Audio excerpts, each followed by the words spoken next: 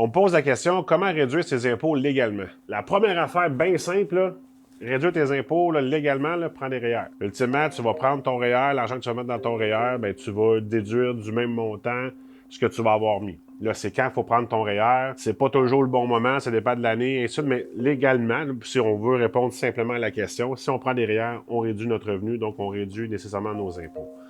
Maintenant, comment réduire tes impôts? Il y a un paquet d'autres façons de le faire. Il y a plein de déductions au niveau du gouvernement que tu peux avoir, là, si tu as une famille et ainsi de suite. Ça, c'est des choses qui sont normales.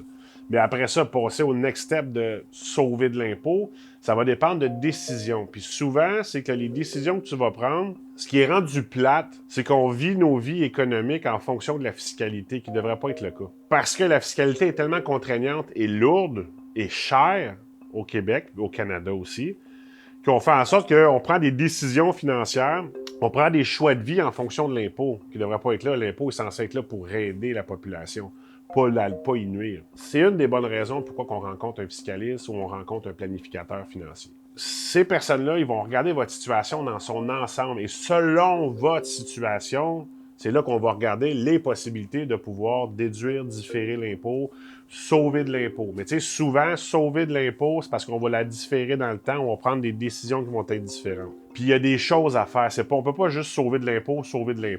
Il y a la fraude qui existe, il y a de l'évitement fiscal qui existe, mais tout ça, c'est illégal. Mais si on veut aller dans un cadre légal, puis c'est ce que je recommande toujours de faire, il y a une autre chose aussi, si vous avez des gros revenus, vous êtes travailleur, vous êtes un salarié, mais à haut niveau, puis vous payez, tu sais, vous faites des 300 400 000, 500 000 par année, puis là, vous vous demandez, ouais, mais comment moi je réduis? Mes REER sont topés, je peux pas mettre ça dans une société de gestion parce que je suis un employé, puis ainsi de suite.